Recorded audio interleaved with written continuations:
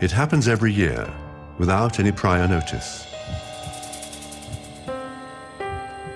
In Europe, South America, in far-off Asia, Canada, the US. Anti-Semitism, a phenomenon that is difficult to restrain. Hatred of Jews. This hatred has already led to satanic results. The Holocaust.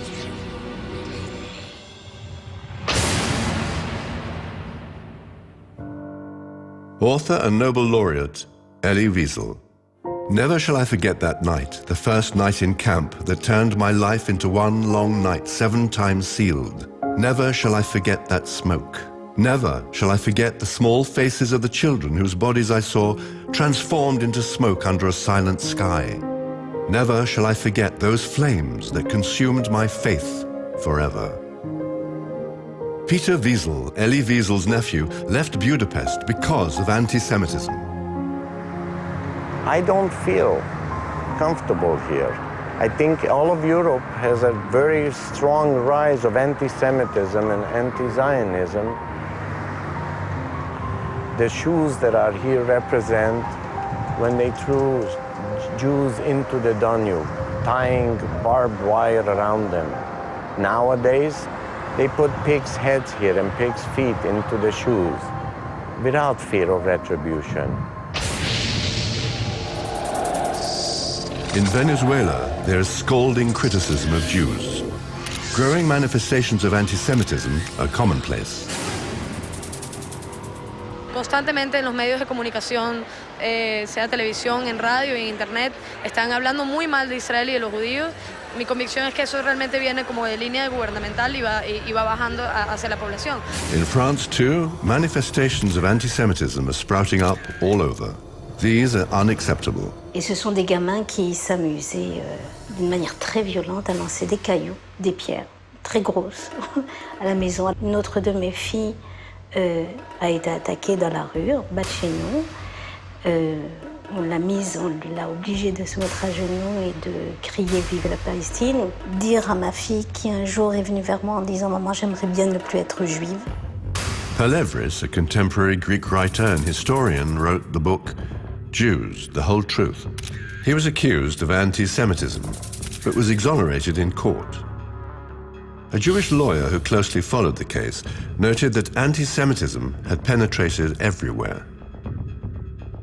This is something I find it really very representative of this book. The time has come to give the Jew the designation he deserves. What is he who tortures? What is he who shoots? What is he who murders women or unarmed people? What is he who rapes? What is he who wants to drink our blood? What is he who does all this together? He is the subhuman Jew. Sharansky was a Soviet prisoner of Zion in the Soviet Union. Today, he's standing up to waves of anti-Semitism through every means at his disposal. These are the faces of anti-Semitism today. We have to recognize them, we have to understand them, and we have to fight against this new anti-Semitism. Wherever anti-Semitism begins to emerge, we must address it seriously and try to uproot it, for our sakes and for the good of humanity. Because you can identify how and where it begins, how it can end, we all know. This child who saw death in front of his eyes fled with his brother from the death camps.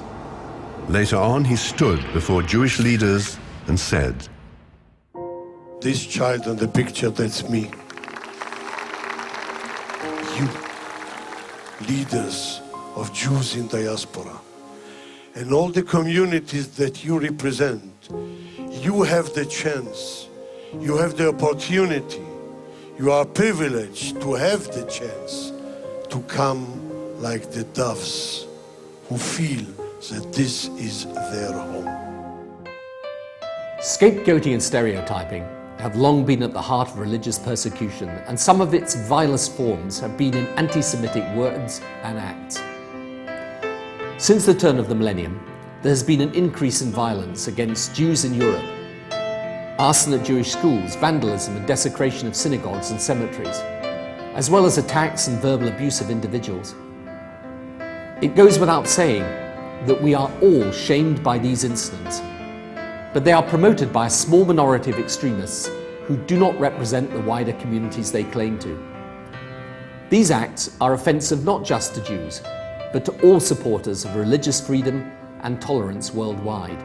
I condemn all instances of violence and discrimination against individuals and groups because of their faith or belief, wherever they occur and whatever the religion of the individual or group concerned. A few years before I became the world chairman of Keren Hayesod, I served as a minister in the Israeli government.